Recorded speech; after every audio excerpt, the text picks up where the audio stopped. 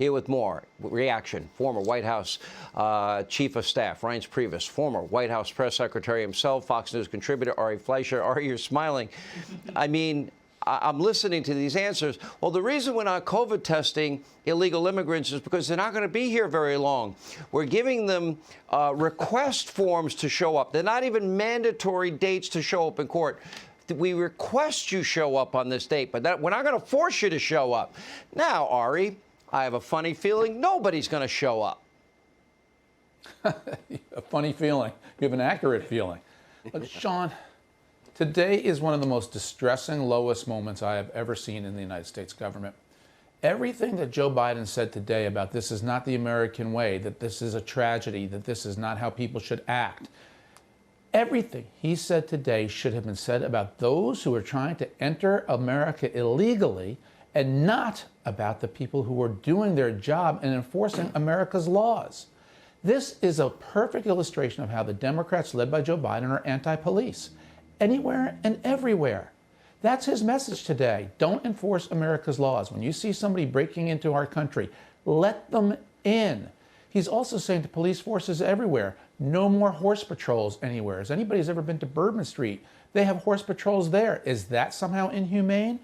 The purpose of those patrols is to deter people from coming into the country. The result of Joe Biden's policies is going to invite many more people into the country. This is open borders at its worst, encouraged by the President of the United States.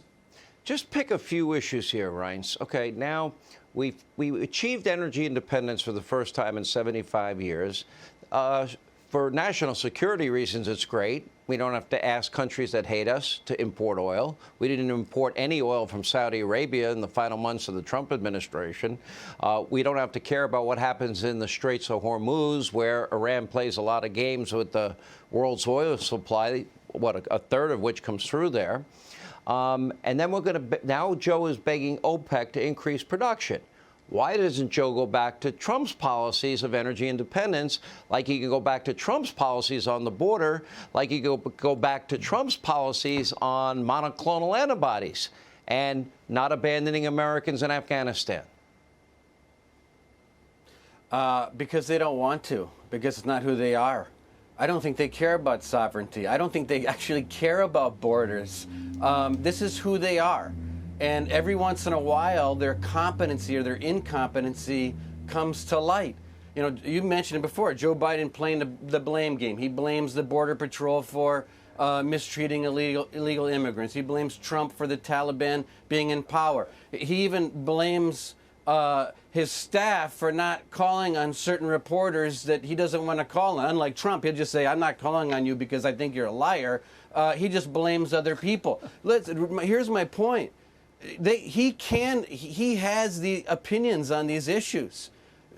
You know that Biden rescinded, and I just wrote a list of like 10 things in a second during your monologue. He rescinded the wall. He rescinded zero tolerance. He rescinded the Paris Agreement. He rescinded the travel ban. He rescinded Keystone. He rescinded Trump's policy on transgender in the military. They have this view of America that is not the view that most people in this country have. And the problem that Biden has now is that because he ran as this guy of competency, when this mess on the border comes to light, because they don't care if hundreds of thousands of people pour over the border, but every once in a while they got a really bad camera shot and they've got 15,000 Haitians under a bridge and people start wondering, wait a minute, this guy's not very competent. They see what happens in Afghanistan. 13 service people are killed tragically. Wait a minute, this guy is not competent. And now you have Democrats, which usually don't agree with us on the border or on foreign policy. A chunk of those people are saying, this guy's not competent. That's why his numbers are sinking. You know, I know a lot of people in the media, Ari, would feign outrage over Donald Trump's mean tweeting. They didn't like it. Right. Donald Trump wouldn't have abandoned Americans. He wouldn't have given up energy independence. He wouldn't beg OPEC.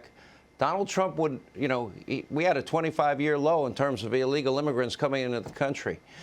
We didn't have a single American killed in Afghanistan in 18 months under his policies. They believed he would kill them. I don't see that deterrent factor with Joe Biden. No, that's exactly it. Look, Donald Trump was rude when he wanted to be rude. He could be a bull in the china shop, and everywhere he went, he brought a new china shop with him.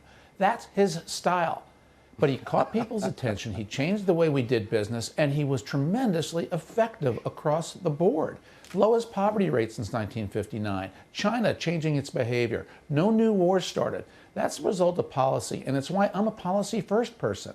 I don't care if Joe Biden tweets or doesn't tweet. It's not what's relevant to how you protect America, enforce America's laws, move America forward. Policy matters. And when it comes to policy, Joe Biden is showing he is not up for the job. His judgment is wrong, and he's a liberal, as liberal as it gets, and everything he's trying to shove through is a left-wing wish list. Will Donald Trump try and come back? Reince Priebus. I think almost certainly he's going to run again. But look, Joe Biden, you become a failure when you start blaming others for your own mistakes. And policy is who you are is right, and the policies of Joe Biden is what will undo him. But yeah, no, Trump's going to run, and we'll have a big race upcoming in 2024. But we'll worry about 2022 next. That's true. And I will tell you this.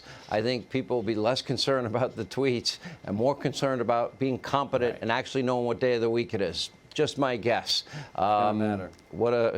I never would have guessed we'd abandon Americans and that this disaster at the border, I never guessed we'd be begging OPEC to produce more oil.